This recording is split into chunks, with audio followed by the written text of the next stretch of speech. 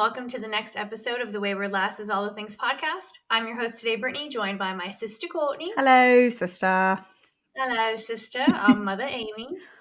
Hello, daughter. Hello. And our very special guest for this evening, Stephanie Acker. Hello. Oh, she did. Hello. To join in on the fun. You did. Sorry, we always forget to mention it. It's from Peppa Pig, and she says "Hello, sister." So I can't say the word "sister" without saying "sister." Like that. I totally understand. I have words like that, but I have to say them the right way. So I get it. Correct. Well, we are so excited to have Stephanie on the show today. She is the owner of Design the Experience. But before we get into her story and her business, we are going to start off with some trivia today. And I am the trivia host, as well as the host. Here we go. Some of these are pretty easy. Here's the first one. And whenever you get it, Stephanie, you just chime in and say it out loud. Do we know what the topic? General Okay. General knowledge. So I feel the pressure coming. All right, let's do it. Okay, here we go. I think it's easy. What does www stand for in a website browser? World Wide Web. Very good. Very good. Okay, what countries make up the original Axis powers in World War II? Oh, gosh. Okay, hold on. The Axis powers. Wow. Versus the Allies, right? Versus what? Yes. Yeah, okay, so World War II. Germany. I was going to say Germany. Russia. No, wait. Germany, Japan.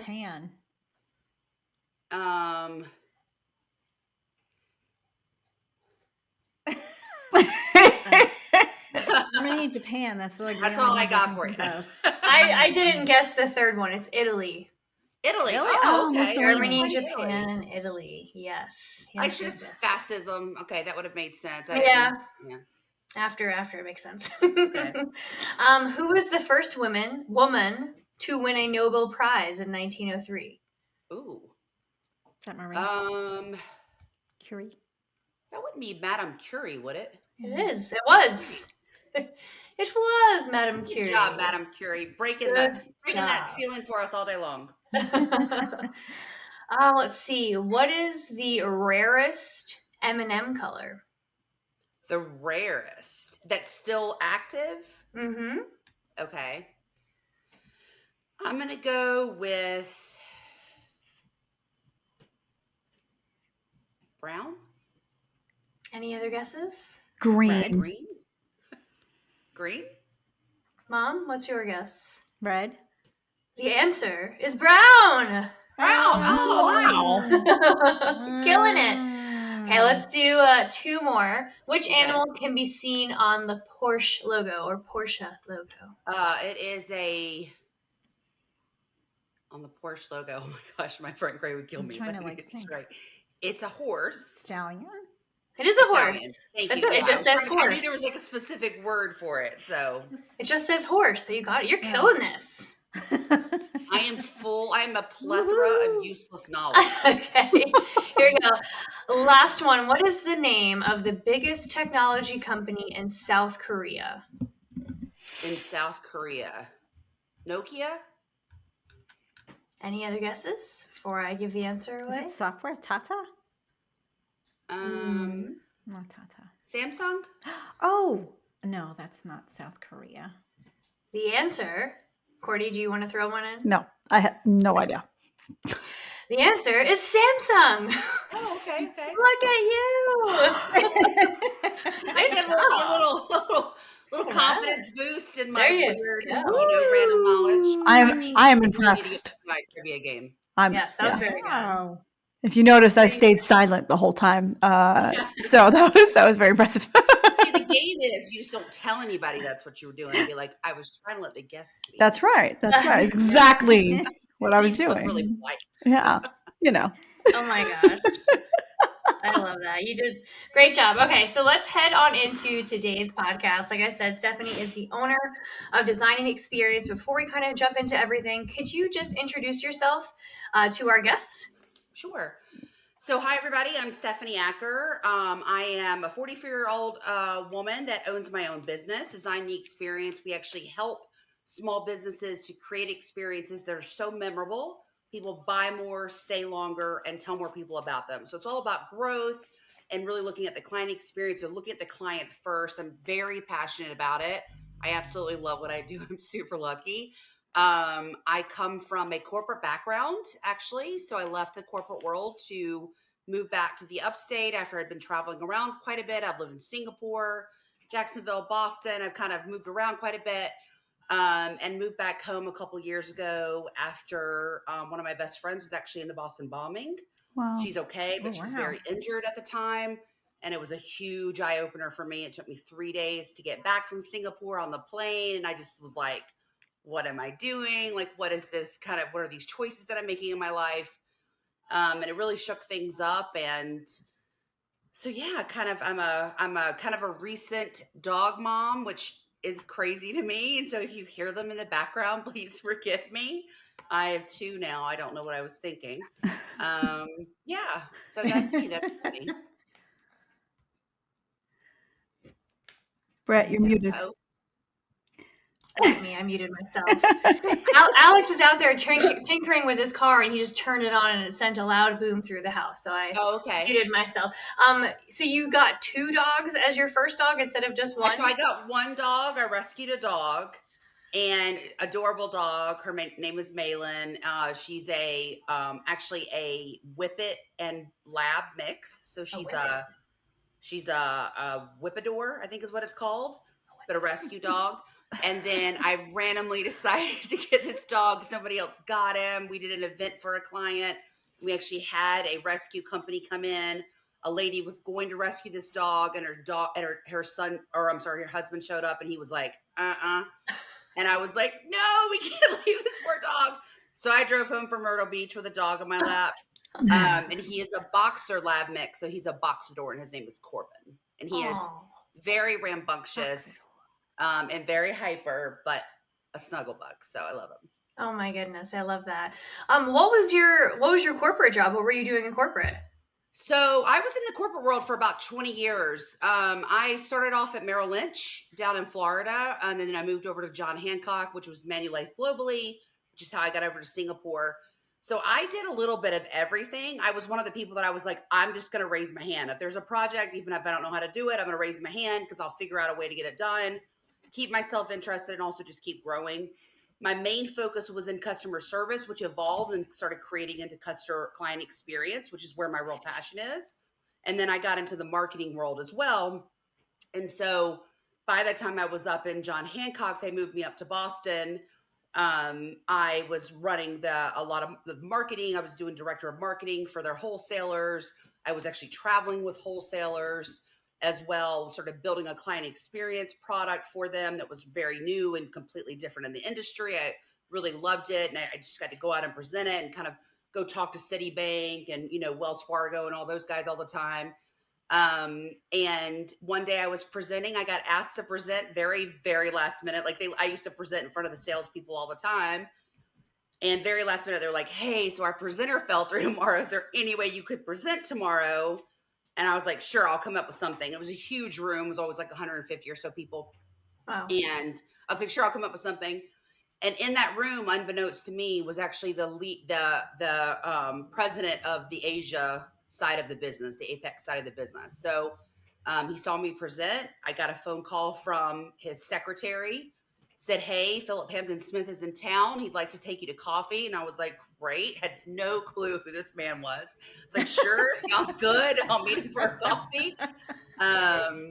Sat down with him, and he was like, hey, have you thought about moving overseas? Wow. At the time, I had actually never been out of the United States. I didn't even have a passport, and I left 6 weeks later. Wow. So the very first day I ever left the United States was the day I got on the plane to fly to Singapore. Wow.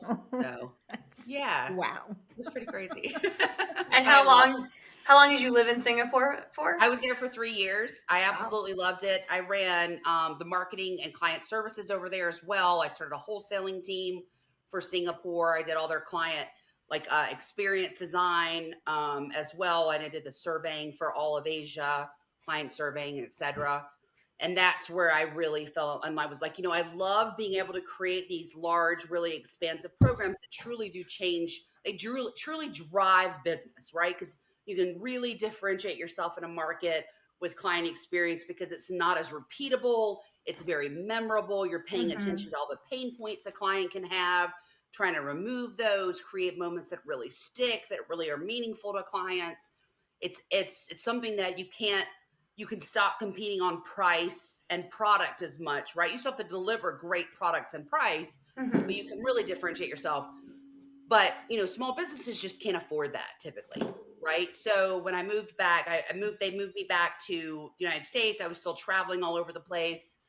My whole family lives here in the upstate. And finally I was like, listen, I got to go. Like, I want to bring this knowledge and this interest and this love and really bring it to small businesses and help them thrive because they just typically can't afford this kind of service. And in such a competitive small business market, client experience can make a major difference in their success. Yeah. It can really drive down costs. It can make their employees a lot stickier. It obviously makes their clients a lot stickier. It can make a really big difference. So I decided to jump in. All my friends and family were like, you're leaving this. Well, I was lucky. I had a pretty cushy job. I traveled all the time. That got old though, I felt like, I said one time, I feel like I live this magazine lifestyle. So it looks beautiful on paper, and I'd go to all these gorgeous places and meet these really cool people. And I really liked what I did. I worked with awesome people, but it's just as thin as the piece of paper that it's on, right? So am I going to take the leap and go create something? I always knew I was going to create my own business. I just thought it would be a lot later in my life. Am I going to take this leap and create something that I'm really passionate about, that could really matter, and get to move back home to where all my family is? That's what I did. I love that. So Sorry, that was said, long. No, I'm so glad that I paused because I didn't know who was going to jump in next, but that's just an incredible story. Yeah, you have me like hanging on a thread. Like, what's next? What happened next? Yeah, I've lived an interesting life. I've been lucky. I've had a lot of opportunities to be, excuse my language, but ballsy, right? Like, just to be like, okay, this is scary and I'm terrified and I'm just going to do it anyway. And try to kind of push myself through that. And I've had that kind of open itself up to me. And then I've also, like I said earlier, just raised my hand constantly in the corporate world. I have no clue how to do that, but I'll figure it out. I have no idea how to do it, but I'll take that project on. Sure, I'll take that. So I kind of became this girl that was well recognized in the business as one that could get things done, but that I would take risks to get things done, smart risk. But I'd be like, yeah, I'll get it. I can get it accomplished. And I learned things that you just couldn't learn in a really traditional kind of trajectory of a corporate career, because I got to put my fingers in so many different pieces of the pie. So client experience design. Talk to our listeners about what that means. Does it mean from when they actually see your product? Does it mean from when they buy their product to the whole customer journey of, I'm going to renew, maybe if it's like a software product, or if it's, it's I bought an outfit and it's getting old and I need to buy something to replace it, or I need something to complement it. What does client experience design mean for those of us out there who may not know what that means? Well, Mimi, I'm hiring, so you just explained it so well. So maybe you should come work for me. Client experience really is end to end. It is truly the experience from the client's viewpoint. So as business owners, we typically we build naturally just in our own viewpoint, right? What we think, how we see the product, we build out the servicing from that. Client experience is really looking at it from the client's eyes first, right? And then looking at it and saying it's before they even find you to all the way to the end to where they refer you or renew with you, right? Hopefully both. So I'll give you, so it's when they first try to search for you online. Is it easy? Are they finding you on Google My Business? Are your hours right? Do you have a logo up so they can recognize you? If they get on your website, can they easily contact you? Does it load quickly? Is it easy to read? Is there not a lot of red and green? Because a lot of people can't see that. Excuse me, in the United States. Is the language really clear? Are you super clear about exactly what you're providing them? If you're a restaurant, your client experience, it not once you get past that reservation piece, it starts in the parking lot. Somebody can come and you can have the best food and the best service, but if they can't park and they can't get to you and it's painful to find you, they're irritated before they even walk in the door. So you're starting behind the 8 ball every single time, right? So it's looking at all those different key touch points in a relationship and saying, okay, so throughout this journey, right, this client journey, what are the moments that really matter? We call them moments that matter, right? So MTM. And then where do I have moments of pain? So I call them moments of ow. So in this journey, are there painful moments? So first and foremost, as a small business owner, get rid of the painful moments, right? So I can walk you through an entire kind of process of doing this, but the easiest thing to do to start with is, where in this journey is it painful to do business with me? Because that drives more business away than anything, right? Yeah. People want easy. They don't want a lot of, they don't want a lot of steps. They don't want to have to search for a ton of information. They've got too much going on. If they can't get in contact with you, or they don't understand your product, or it won't come out of the package, without a special butter knife that slices their hand open but you thought the package looked gorgeous, but it's really tough to open, right? Like there's all these things. When they pay, is it really easy to get a receipt? Does it show exactly what the business is from? Does it say, thank you, you submitted, or just does the page just disappear and you kind of go, I don't know, maybe I paid, maybe I didn't. I have no idea. Like, get rid of those moments of pain, because that becomes something that literally stops them in the journey, right? And then we'll work with them and say, okay, now in this journey, there's these key moments, right? These moments that matter. And how do we really make those moments wow? So moments of wow, right? How do we make those sticky? The good thing for a small business owner is there's not a ton of those, right? Depending on which journey it is. So give you an example in a restaurant, kind of coming back to that, just because that's one that everybody's had an experience with. A key moment, pretty much really actually in any journey, is always when a client pays. Anytime money comes out, that's a key moment in the journey, right? So it's meaningful to them. There's trust involved, right? It can be painful. That's online or in person. So at a restaurant, we know that's a key moment for them. Well, there's little things you can do that really can wow people and makes it become memorable. They don't have to be expensive.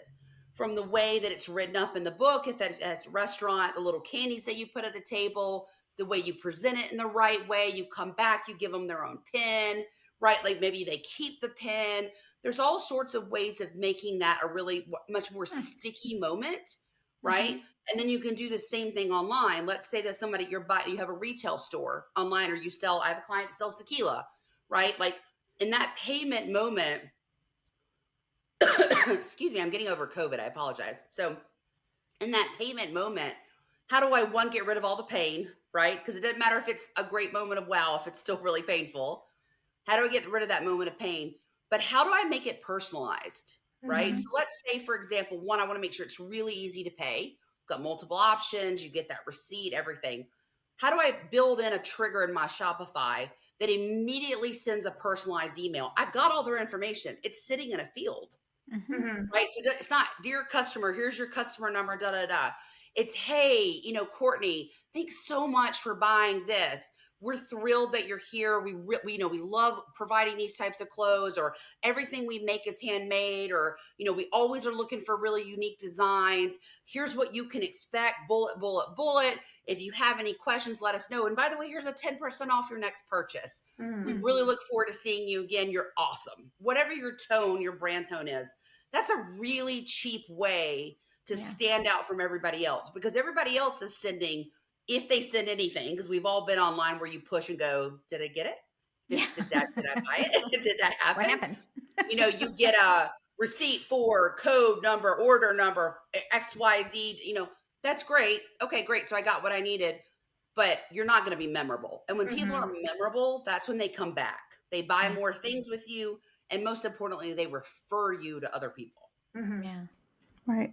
That's all good. I love that. So as a potential client, let's say, or our listeners have small businesses and they want to reach out to you to hire you to help them. Could you walk us through just the process of like what should they expect? Should they come to you with these already painful moments, as you put it? Will you do an assessment of their business? Like, what could they expect when they come to you for help? That's a really good question. And I'm going to give, it really depends because it depends on where the company is in their journey, right? And to be honest, that's what I love. Like I work with brand new companies that haven't even started up to companies that have been in business for 20 years and have realized they really need to change things up. And, so when they come into the journey, like what I have to understand with them is where are they, right? For most small businesses, they're wearing all the hats. So it's really tough for them to be an expert at client experience and marketing. Because once we have these experiences in mind, then we help them to market them, right? So more people can know about them. But they're wearing an accountant, they might be a baker, they're running HR, they're doing everything, right? They're cleaning the bathrooms. Like that's what small businesses are doing. They're doing everything. So most of the time they're not coming in the door knowing that. So in general, what we typically do is we initially have a conversation to make sure I'm a good fit for them. They're a good fit for me. It's really important that we can be really open with each other and really honest. Like I'm going to be very upfront with them about what's not working or what is. I want to fall in love with their business, right? Because if I can fall in love with you, I can sell you. I can make anybody buy your product if I can fall in love with you, right? So I got to make sure it's a good fit. And if it's not, and sometimes it's not just because they're like, look, I just really want to run Google ads. Awesome. I know an awesome person that does Google ads, right? And that's all they do. And they're really great. Or somebody says, hey, I don't really care about all this stuff. I just need somebody that helps me with social media. Awesome. We're just not a good fit, right? Because where I'm going to really help you is where I can help you kind of with that full circle appeal push. And we'll do it in phases so it becomes very easy to do and it's very affordable because I don't want to break these guys' bank. But then I'll connect them with somebody that can do those other things. And then we always start with really a client experience workshop. So if they have employees, we pull them in. If at all possible, we'll do it at whatever hours they need it, if they need a weekend or a night or whatever. But we literally just get big pieces of sticky paper and put them on the wall and say, walk me through the client journey. What really happens here? And what we find in that session is I've never had a session where people aren't like, oh, that's really, ow, that hurts. That's really painful.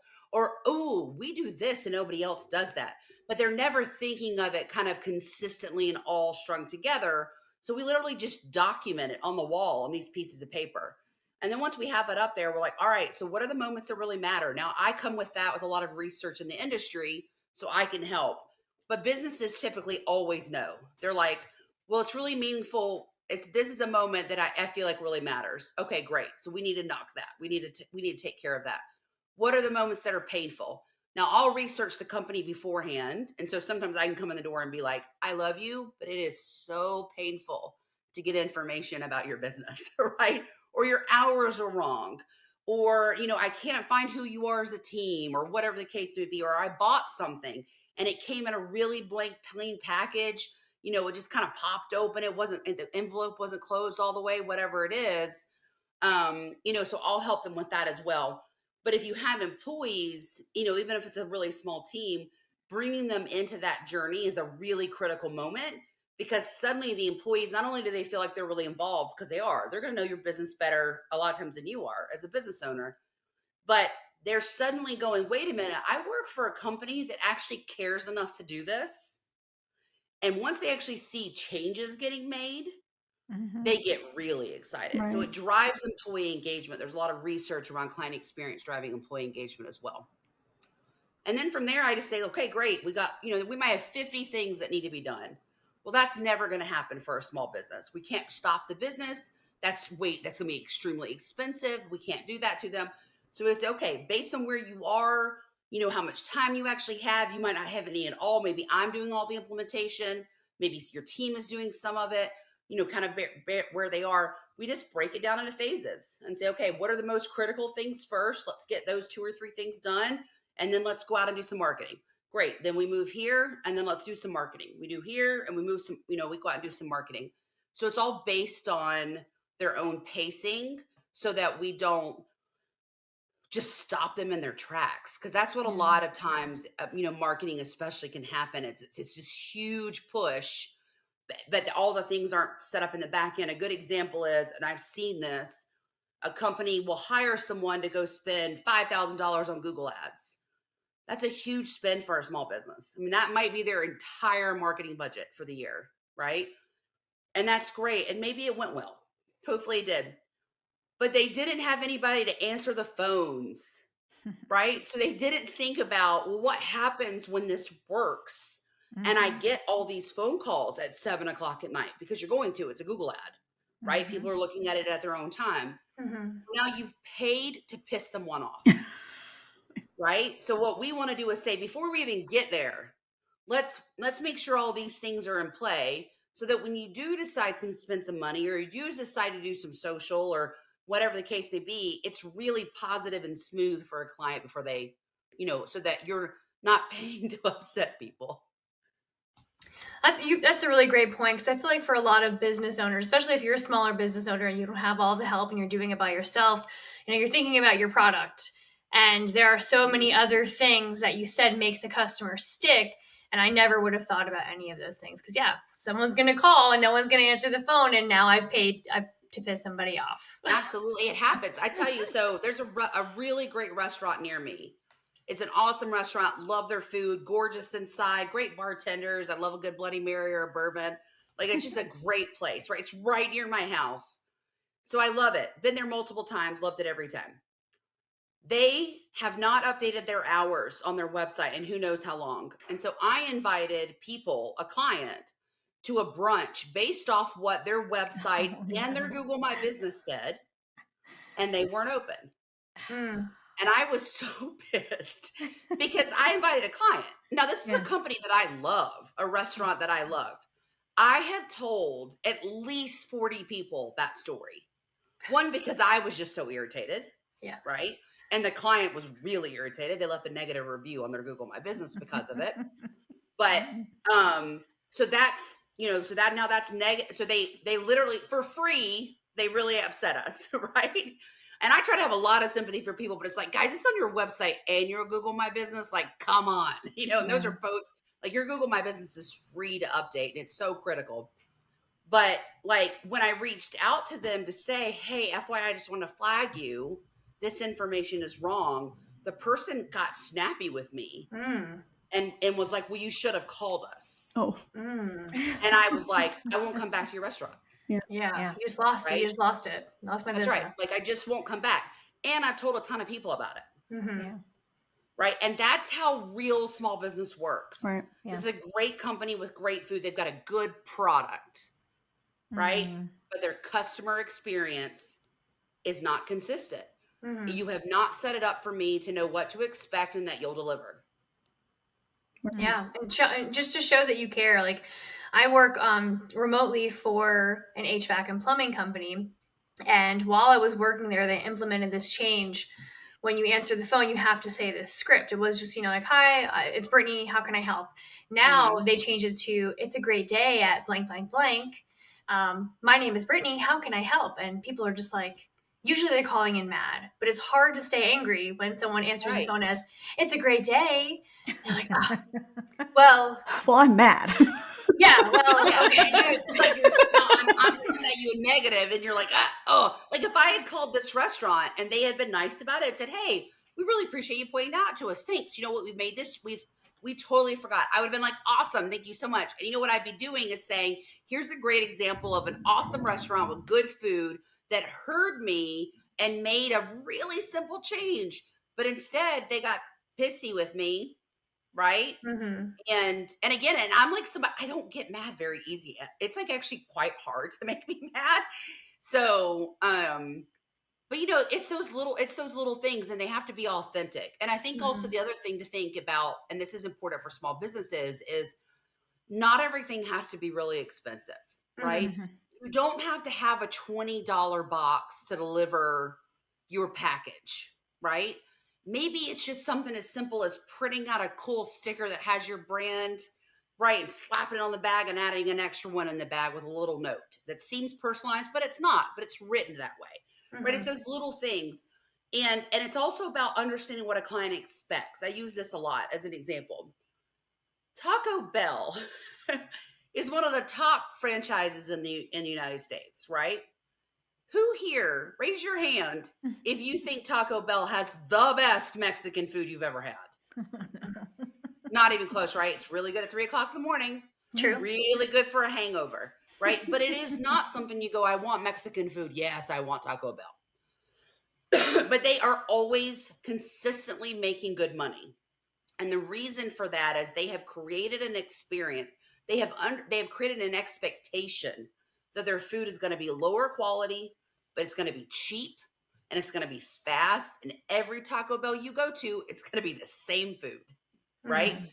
So that is still a good client experience because they have set an expectation that their clients have come to expect, and it gets delivered on every time, right? You don't expect Chick-fil-A when you go to Taco Bell. You don't expect that level of service, right? Mhm. So it's understanding and level setting your business to what the real expectation is, and then finding those 2 or 3 really key moments where you can do something that's just very memorable, that's not super tough for you to implement, right?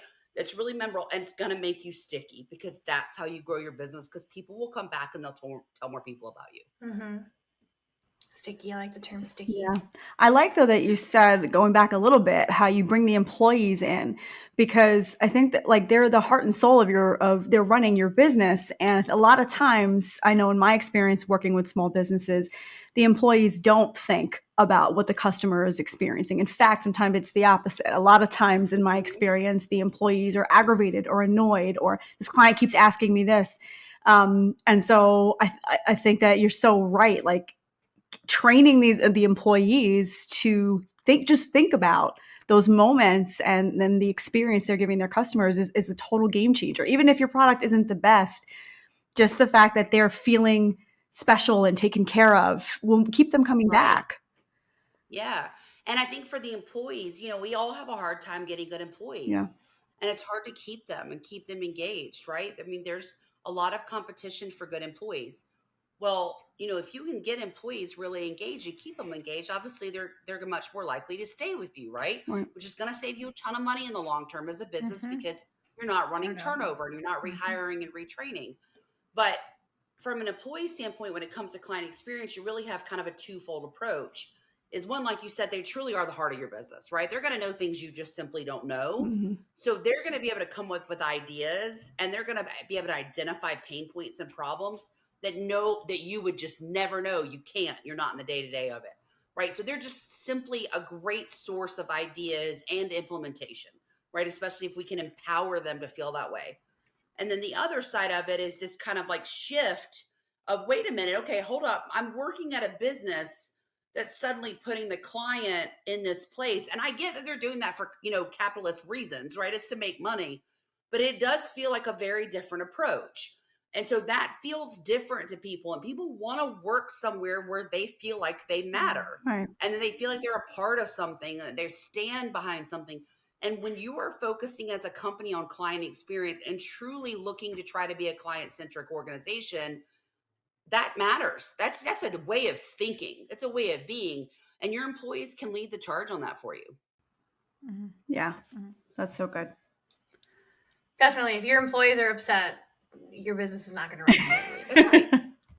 Especially if they know what the problem is. I see this all the time, right? They know that there's a problem, but they don't feel empowered to change it.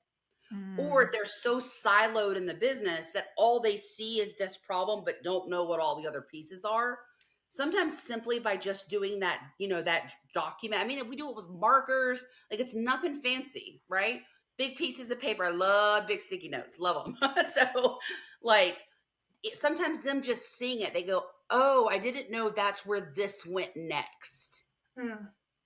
So I could do this before it went there, and it would make that a lot easier. And yeah, exactly. So sometimes it's just putting the pieces together for them. Mhm. But, you have to empower your employees. And I know as a small business owner, I am one. That's really tough. This is our heart, right? This is my life. This is my Yeah. being.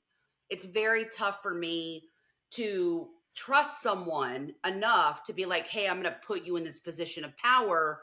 Even if it's in this one tiny thing, it's this widget or whatever, right? That's tough to do, but you gotta. People are great. in general, most people are awesome and they want to do good work, right? Mhm. But you have to give them the tools and the capability to do it. Mhm. Yep. Absolutely. Sorry, I feel like I'm talking a ton. No, No, this is no, we're This is this is what we soaking want it. to hear. And I love what I do. You can tell you're very Ditto. passionate about it. I love it.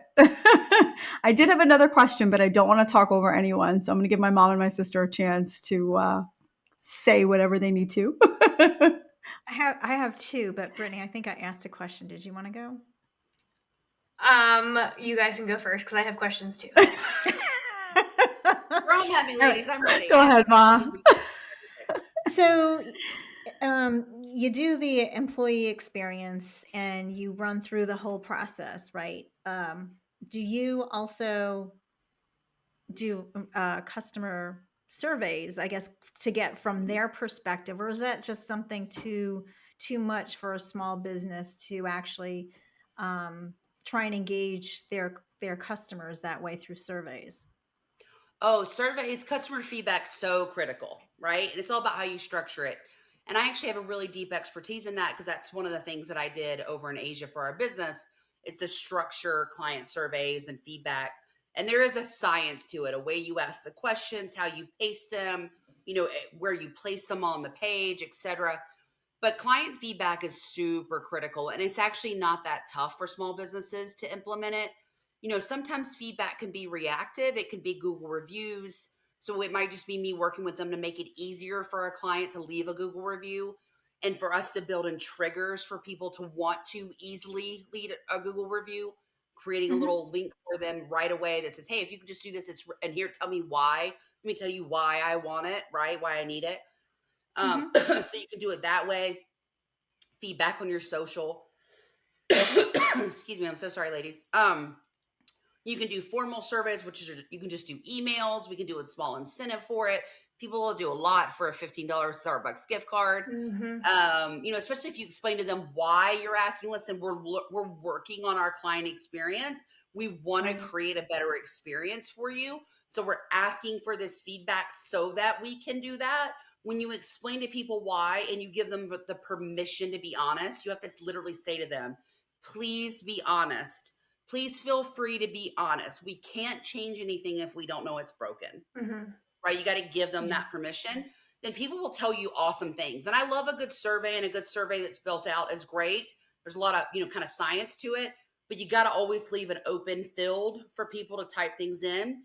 Clients will give you the language to get them, right? They'll Yeah. tell you if you give them the opportunity to tell you things. And I'll give you another way that we do that in a minute. Then they're literally giving you the language on how to market to them, right? Because then we can turn that into marketing. We're going to take their own language and give it right back to them. And they'll tell you things you never would have thought to ask, Yeah. right? Like they'll be like, oh, hey, I was in your bathroom the other day and it just really, it smelled so amazing. I told like 2 people and you'd be like, oh, okay, wait a minute. That really matters. By the way, if you have a restaurant, got to have a clean bathroom. People compare that to your kitchen. So FYI. Another thing that's really easy to do, and I'm actually doing this for one of my consulting clients right now. I have a client that's a consultant. They're in the healthcare industry.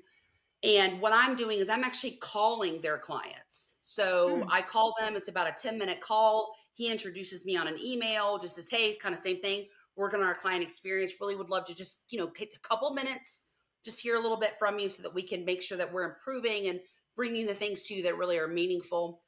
I'm calling them, tell them who I am, and I just ask them a couple questions. What's your experience like, right? Was there anything that was painful?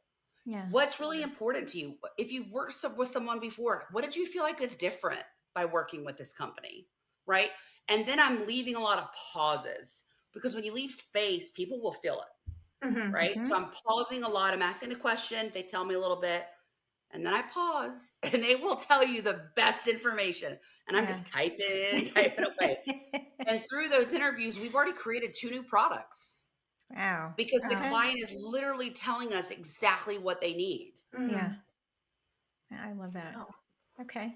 So feedback, huge. Yeah. And you can absolutely do it without spending a ton of money as a small business. Yeah. I think also important with the feedback is to not take it personally. I think it'd be hard sometimes if you're starting up and you're by yourself as a small business and you get all this feedback. I feel like it'd be easy for some people to take offense to it. Mhm. Absolutely. Do you have to find Yeah. yourself navigating that water? Yes. So it's actually a really good point. Glad you brought that up. So, because we give this feedback a lot, or this insight a lot. So, what you have to remember about feedback is it doesn't matter if it was true. It's their experience, Mm-hmm. right? That's what that client believes their experience to be. Now, if somebody comes at you abusive and aggressive, they're blatantly lying, and that's going to happen every once in a while, then, that's kind of a separate scenario to deal with. But in general, when someone's unhappy, I love it. Oh, nothing's better than bad feedback. Because for two reasons. Is one, they're telling me there's a problem. Mm-hmm. So if I'm willing to hear it, they're telling me it's a problem. They took enough time to stop to share that feedback with me. They're passionate about it. They're emoting about this bad experience. Well, research has shown that if you can come to that person, a lot of research actually, so they're already here on the negative scale, right? On the emotional scale. If I can come to you and I can hear you, acknowledge that it's your experience, right? I don't have to agree with you, but acknowledge it's your experience and in some way give you a sense of I'm either going to fix it or I'm going to look into it. I've closed that loop for them and they feel like it's valid. Those are the people that flip like this. There is nobody more passionate about your business than someone that's had a negative experience that you have flipped, and they'll flip themselves, right? They come up like this because they already came in so passionate. So they're doing you a massive favor. If somebody's willing to take a moment to tell you something's up, even if you don't agree, someone has a problem with your process Yeah. or your product or your experience. It's your responsibility as a small business owner to go research that. Now, if it's not valid, maybe it was just a true misunderstanding, still coming to them and saying, I hear you. I acknowledge this was your experience, right? And this is what we're doing on our end. What we're doing on our end might just simply be better explaining something, Mm-hmm. right? Or adding some new language to something, or helping my employees to feel more empowered. I don't have to take the back foot all the time because maybe there really wasn't something wrong. It was a misunderstanding. But that person needs to be validated in their experience, or they're going to stay a negative detractor for you. That I love is that. that is so true. I actually I'm a stay-at-home mom now, but my job that I had before, I was dealing with adult students. So our company did adult continuing education, and part of my job now is to review all of the student feedback. And you would think that it's about the course, but most of the time it's not. Most of the time is the room was cold, or the chairs were uncomfortable, or I had a hard time hearing the instructor or something like that. And I had an experience with a client once where they were complaining about the heat, and it was wintertime, and it just so happened, I didn't know because I worked remote, that there was an issue with our heating system. And I made the right calls and I contacted the client. I really apologized. Apparently there was an issue with the heater last night, and it's being fixed. That client became a longtime client and booked multiple classes with us and brought their company back to us. So it just goes to show what you're saying is so true. Like, they can become your most passionate, your biggest advocates if they just feel like they're heard. So People just don't feel heard now. yeah, So you got to think what they're up against. Well, we're all buying from small businesses and big businesses too, right? yep, You don't feel heard. You're a number. If you get a chance to show somebody they're not a number, right, Yeah. how great is that? yeah, Like, that is just priceless, especially as a small business, because there's so few ways to differentiate yourself that it's not a price game, yep, right? And a lot of businesses just can't get into that game or shouldn't get into that price game. And a great example is, that's also a really critical moment in the experience for a student. As a student, if I'm trying to learn and absorb, how do I do that if I'm cold? right. I'm freezing. Yeah, I'm uncomfortable. Now, I might be in a building that there's not a ton I can do about it. Like, if I'm a teacher, I might not be able to do a ton about the heat. But you know what I can do? I can go buy some $5 shawls and I can set them up by the door and say, hey guys, if you get cold, you're welcome to grab a shawl, right? Or grab one of these, $2 blankets that I got from Walmart, right? Or the Dollar Tree. Like, it's the little things, and then somebody's comfortable, right? So you do have, that's a way of looking at it from a client-centric standpoint. As this student How are they experiencing this moment of my product? My product is me giving them education. How are they experiencing it? Well, they're sitting on an uncomfortable chair that's grinding into their back and into their hips.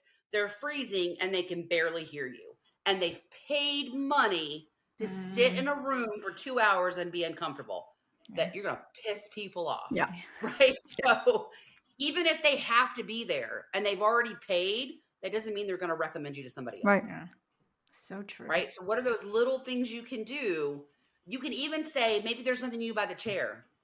Acknowledge it. Hey guys, I know those chairs are terrible. I hate that I can't give you better chairs. Yeah. Okay, now suddenly it's not my fault that the chairs are bad. Right. Right? I've acknowledged that point of pain for them.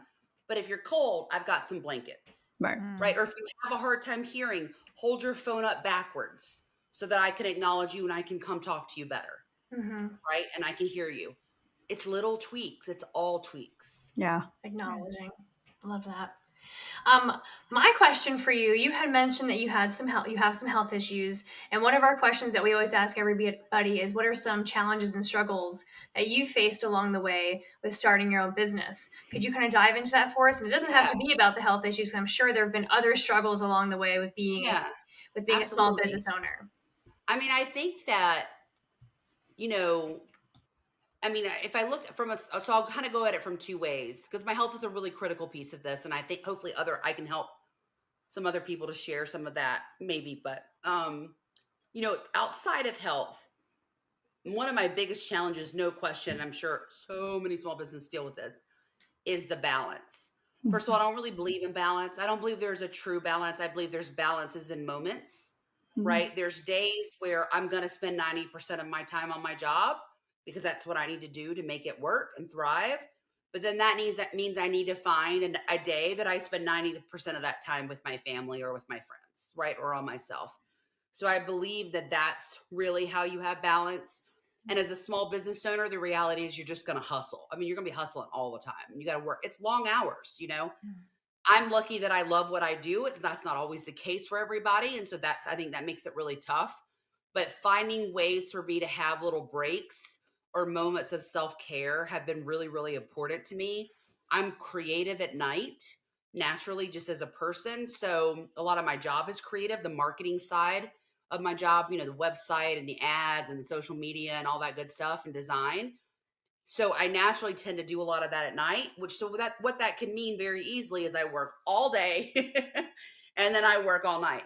So what I've learned is one, to structure my day better so that I have certain things I do in the morning, certain things I do at night, because they just naturally work with my flow.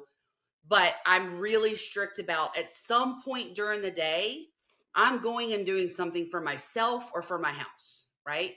If I'm going to work till 9 o'clock, and I own my own business, if I want to leave at 1:30 and go to a movie for 2 hours, I'm going. Because I know I'll work until 11 o'clock tonight, right? Because that's what works for me. So that's been learning how to set those boundaries and how to set them with my clients have been really critical. I love my clients. I have really good clients. I'm super lucky. But if you call me after 9 o'clock, it better be because your business is burning down. Right? And if you want to talk to me before 9 o'clock in the morning, good luck. I'm up, but my brain doesn't work. Right? I'm not creative. So if you want a 9 o'clock meeting, here's what that meeting is going to be about: accounting, your invoices, right? Maybe I'm doing, because some client experience design, we can do that. But I'm not doing any type of marketing work. I mean, that's just not how my brain works.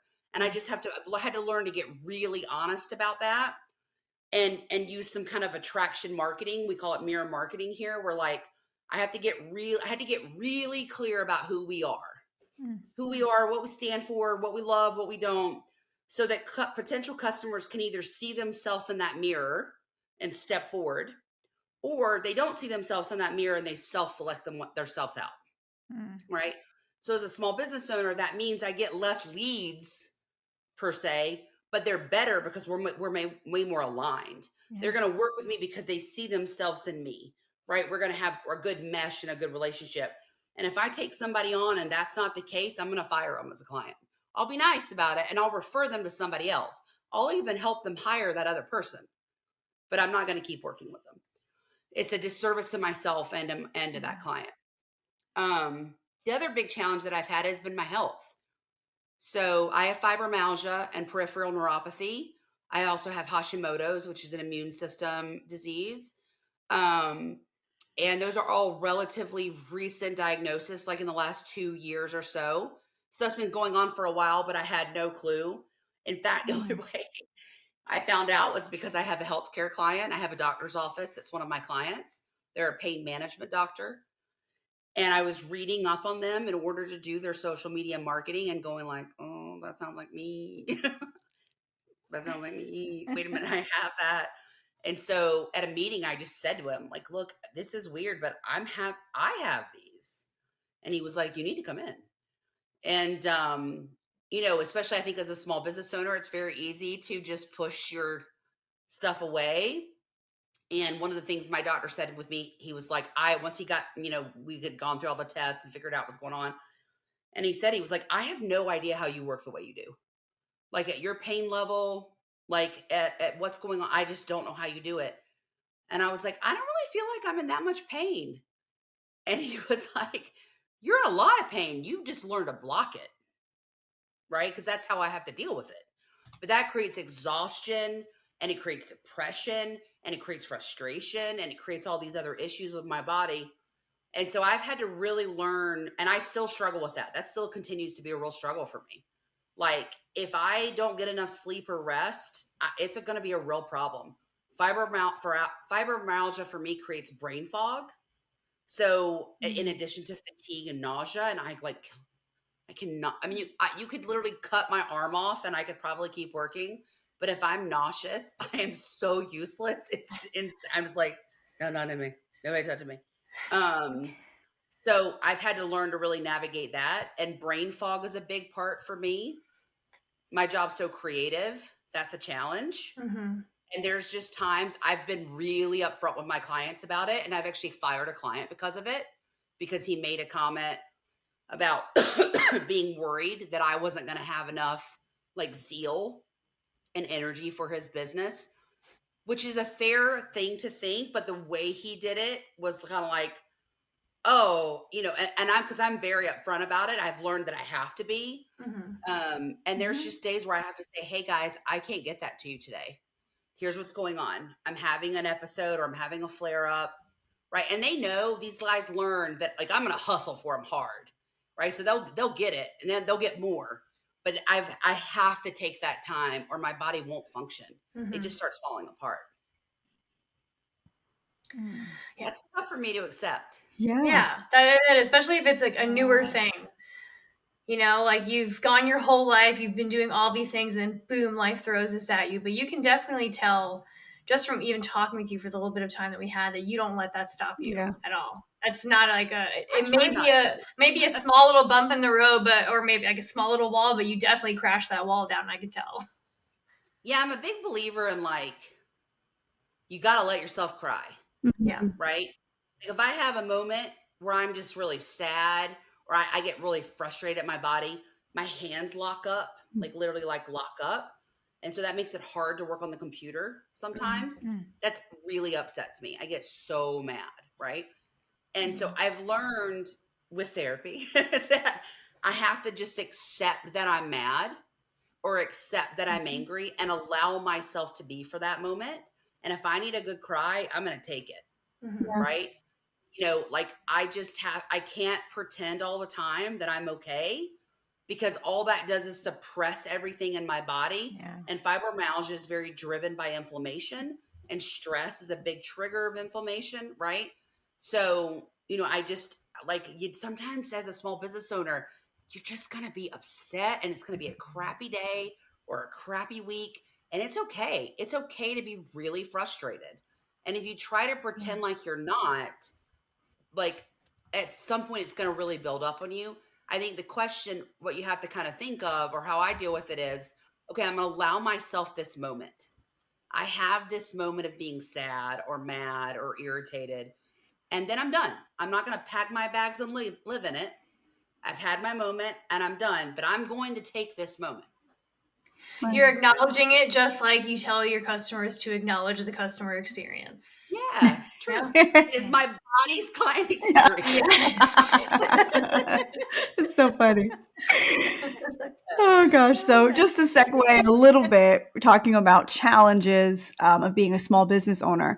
Could you maybe share some advice? A lot of our listeners are small business owners themselves. So could you maybe share some advice that you would give them, one or two things that maybe you would give to other small business owners?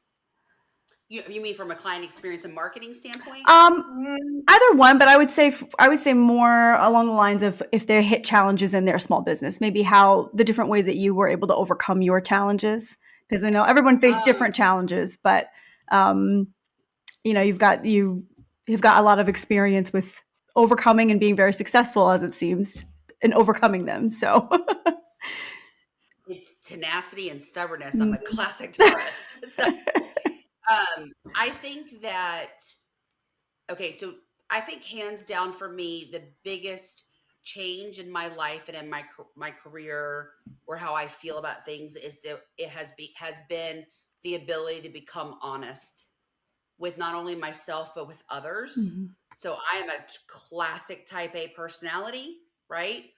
Everything's great. Everything's like that's how I've lived my life. I got it. I'm on it. Everything's awesome. How's your day? Amazing, exceptional, perfect, whatever. Like I'm just going to get her done. Yeah. And and that's just not long-term sustainable, right? Mhm. And it puts a lot of pressure on yourself.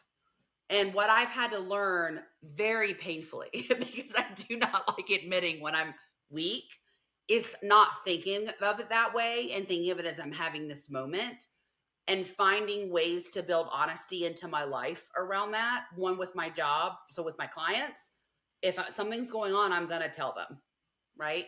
So that's been a big change. And that was a huge transition for me. That's only happened really in the last 2 years. I think that the trigger of getting the diagnosis, once I kind of had processed through that, was like, I got to tell these people, because I honestly thought I was going to have to stop my business. I had a point about a year and a half ago. I had fallen on the road in the middle of the night walking my dog, and somebody actually had to stop their car and help me get back into the house. And I was like, I'm going to have to shut the business down. I'm going to have to go on disability. I mean, it was just this huge moment. And I've just had to learn, like, one, I can't let myself get to that point anymore. I can't push to that point anymore. It's just not possible.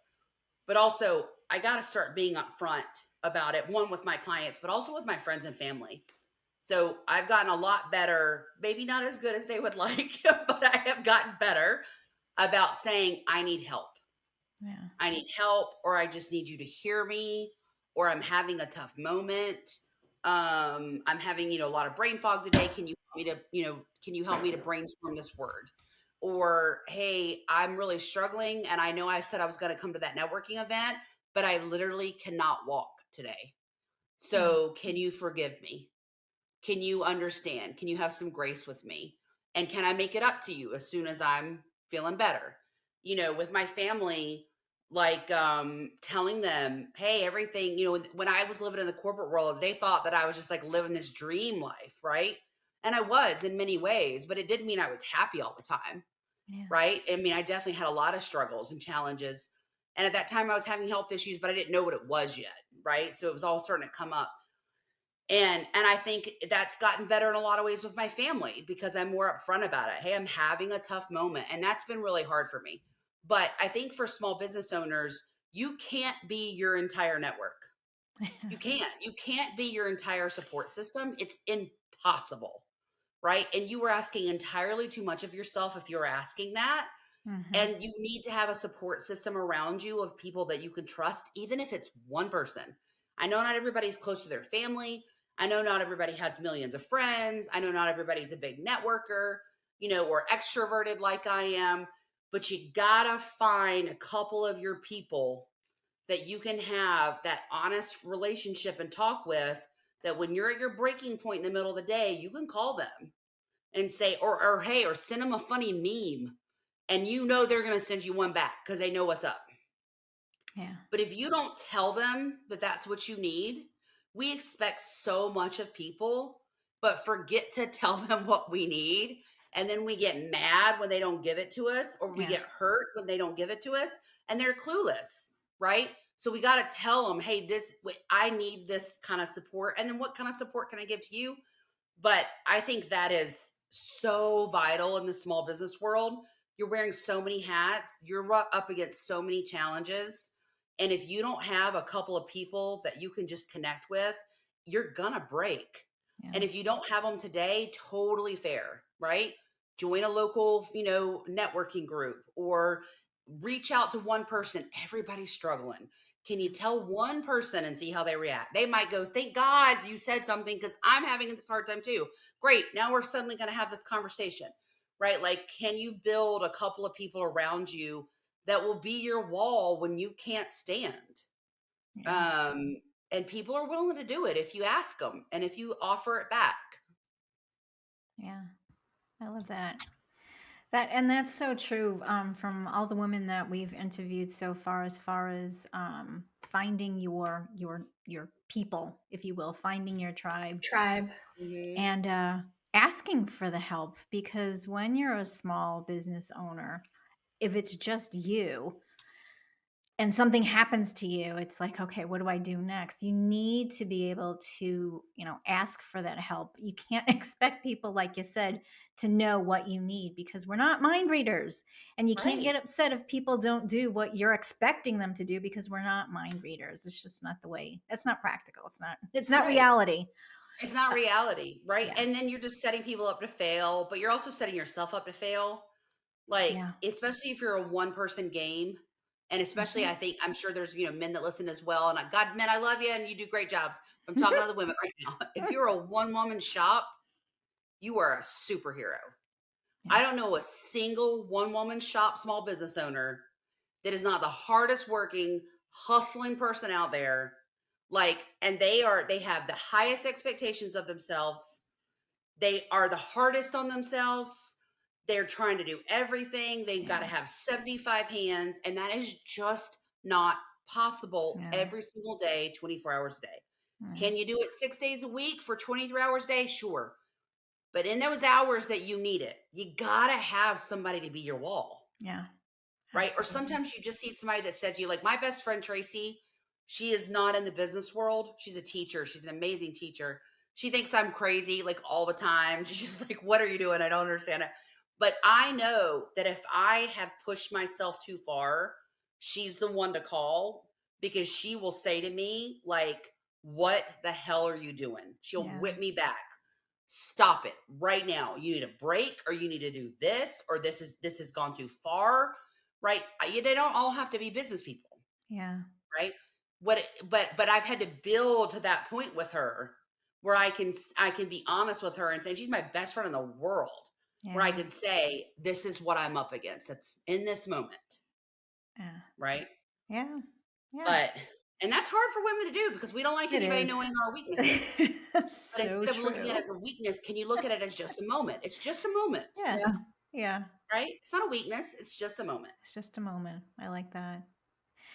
So we talked about you, where you came from, talked about your business, we talked about client experience, we gave some advice to our listeners. Tell us, Stephanie, now about goals for you this year. What are your goals Ooh, this year? it's a good question. Okay, so I've got some big goals in the next few years. And I'm struggling with pacing, Uh-huh. classic Taipei, right? But also having to recognize that I've got to pace. So in the next year, I have two big things that I'm looking to do. One, I am going to be launching a weekly newsletter that will be for small business owners that will have, it's called Marketing Minutes. And the concept behind it is to take a couple of key topics that they need to know about, right, on a Mhm. weekly basis, and not only teaching them about it in a quick email, but giving ideas on how to actually implement it, right? Because there's all these great newsletters or training or whatever of, hey, you really should do this, or here's how you create a customer persona, or here's how you do a Google ad, but there's no next step, right? There's no, Mm. okay, so here's how you can do it. So we Mhm. want to make it really, really actionable for them just once a week, because as small business owners, we do not have enough time to read all the emails that come in our email box every day. So once a week, really actionable, break it down into a couple of minutes every week where you can start to teach yourself how to market and how to do some client experience design so that you can really grow your business. So that's I'm really excited about that. I'll be implementing that sometime in Q2, working on that now.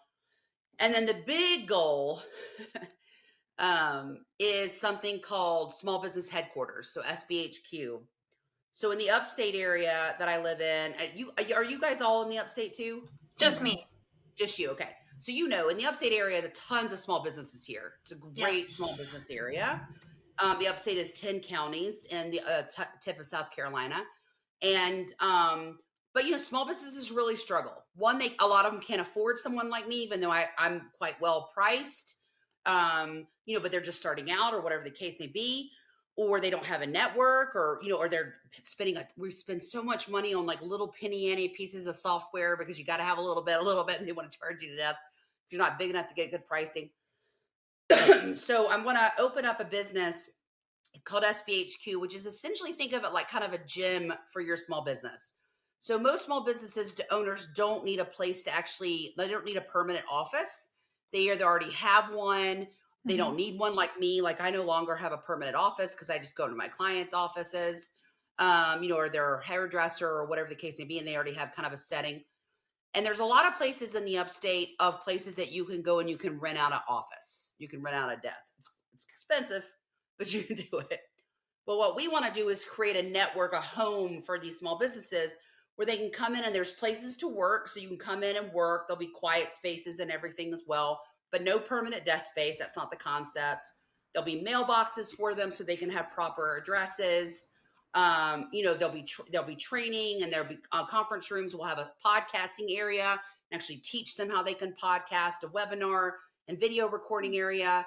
We'll have a technology library. They can actually, take out technology.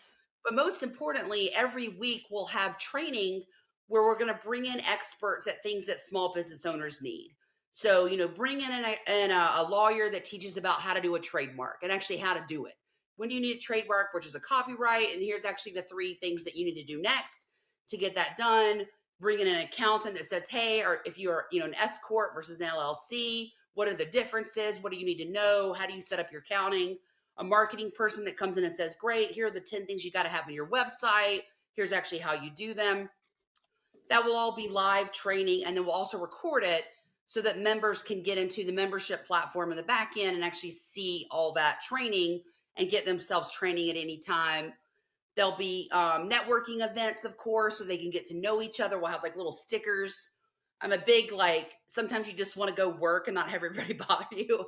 So we'll have like certain name tags that mean, hey, I'm not here to be talked to today, and certain ones that can. So you're kind of giving a physical indicator to people if you're there for networking or not. And things like that, so that they can start building that community around them. And then the membership portal that'll be behind the scenes for them, not only can they get the training, but they'll actually be able to promote their own business in a very controlled way. They actually have to promote it through us, right? So they're not spamming people. So they can offer special deals or discounts or, programs just to other members, which is a great way to grow their business and their network. And then as a company, because we'll be able to come in as a membership, I can then go and negotiate with some software companies and some service companies and say, you got to give me enterprise level pricing. And then I'm going to allow my members to essentially then take that pricing on so they can get discounts. And we want to keep it at a really affordable rate. So depending, that pricing is still around, but anywhere from like maybe only $179 a month to, $300, depending on what they add to it or whatever. But we want it to be really affordable for people and truly help small businesses be successful in the ways that are beyond just their product or service. So that would probably, I may need to do a little bit of fundraising around that. I'm still kind of working through the ideas. I don't really want to bring a partner on. We'll see. But yeah, so that's the big plan. Wow, that's amazing. That's amazing. That's I can't wait. I can't wait to see where you go with this. We'll have to bring you back on next year so you can tell us, where you sat with your goals. I think I think it's really needed. I think it'll Yeah, help. absolutely. As I we love start to that. close this out, was there anything that we didn't mention or ask you that you wanted to mention? And if not, or if so, after, could you share your social media handles and how everybody can find you? Sure. Yeah, absolutely. So we're at Design the Experience on all the socials. Our website is designtheexperience.com. You can email me, Stephanie, at designtheexperience.com as well. That's an easy way to reach out to us. I am my own worst enemy. I'm terrible about I'm on social all the time for my clients. I'm the worst about doing my own social media, but I'm working on getting better at that. Just by the end of the day, I'm like, I don't want to do another post. So um, the one thing I would like to end with, if I can, is, just kind of two quick tips for businesses that I think will help really any business, hopefully. Is one is get comfortable with Google My Business. Google My Business is one of the best free tools out there for small businesses. You do not need to have a location on it, right? You do have to have a location to get the certification card, but you don't have to publish a location on Google My Business. And it's actually managed through Google Maps now. So you literally go on Google Maps and that's how you'll manage it. But it's really critical for a couple of reasons. Is one, the vast majority of people are still using Google as their search engine. So you're much more likely to get found there. Google reviews are much more trusted than any other review, including social media, obviously Yelp, because that's just a game now. So Google reviews are really important, and that's an easy way for people to leave reviews for you. You can send them. There's a little dedicated link that you can get on your Google profile to do that. People want to find your hours. Don't be like that restaurant, right? They want to find your hours, make it easy to have that phone. You can actually, but even more importantly, you can post to Google, your Google profile, just like you do on social media. And what that does is we do it for our businesses once a week. So we literally just take something from Facebook or Instagram and post the same exact thing as an update on Google My Business. What that does is it helps show Google that you're an active business, right? And I've seen a lot of, date, or a lot of examples. I can't give you empirical data because it's a little tough to travel that way or use it that way. But we've seen a lot of examples where clients' website search has improved by using Google My Business, Huh. right? Because you're Interesting. showing Google you're a very active business. You're Yeah. also showing other people that you're a very active business. You can put updates in there. You can put sales. You can do discounts. You can put events. It's all free. So you got to have a Google My Business profile. Every type of business out there. The other is to start on client experience, simply go and search yourself online. Go into a incognito tab on your web, right? And search for your business, just the name. What pops up? How long does it take to get to you? That's okay. You're not going to be on page one all the time. Totally fair. That takes time, right? There's an SEO game. How long does it take to get to you? Do you have a Google My Business profile? Because that would come up right away. That comes up on the side. How long does it take to get to you? Once you get there, what does it feel like to use your website? Can you find information? If you were a client, or ask somebody that doesn't know you well, or maybe there's a family member that doesn't know your business super well, to do it for you. What's your website feel like? Can they find information? What is do you explain the benefit to them of your product? What problem are you solving? Is it easy to purchase, or is it easy to call you? Do all your buttons work? If you're on mobile, does everything transfer over the same way, right? Can you see it all the same way? Are you using a lot of red and green? That's very hard for a lot of men. We have a pretty high ratio of men in the United States that actually are colorblind. Right? I think it's something like 16% have some version of colorblind. Red and green tend to be the most popular. Are you using that in your website? Are you making it really difficult for people to read? Yeah. So just go and experience it like a client, and you'll immediately identify a couple of opportunities to either fix, right? Or to be like, that's where I really stand out. Well, I kill it right here. Right? Like, my benefit for the client is so clear. This is amazing. I need to take that into my social media. Or I make it really easy for people to buy from me. I need to tell people about that on my social media. right? Or I need to tell people about that on my newsletter. But that's a really easy way to just go, like, to kind of get yourself in the shoes of a client, experience your business and look at it from a different light. And you can find all sorts of improvements. Wow. Those are helpful. great tips of advice. Great I love that. tips. I took some notes while you were So did I. I was like, yeah. get my small business up and going. I love it. Well, Stephanie, thank you so much for joining us. This has been an absolute pleasure. You clearly have such a passion for this. Just hearing your story and hearing kind of how you got here and why you want to do this for people really just sheds a light on it. I really hope that so many of our listeners reach out to you because, like I said, so many of them are small business owners. So we're just so thankful that we had you on here. I've learned so much from you. I have a whole little page of notes over here that I'm going to go back over later and when I re-listen, most likely. But yes, thank you so much for being on here. We had such a great time with you. This is amazing. I love what you guys are doing. Thank you so much for having me on. If anybody's in the upstate and wants to just reach out and connect and, find some people for your wall, I'll be your wall. And Brittany, hopefully we can get together again soon. Yes. And I guess that's it. Thank you so much. This is amazing. I really appreciate the opportunity. Thank you Thank so you. much. Stephanie. And to all of our Thanks, ladies. listeners, thank you so much for joining us today. Make sure you follow us on all of the things. And until next time, we are the Wayward Lasses reminding you to keep it real. Thanks for stopping by. Bye, everyone. Bye.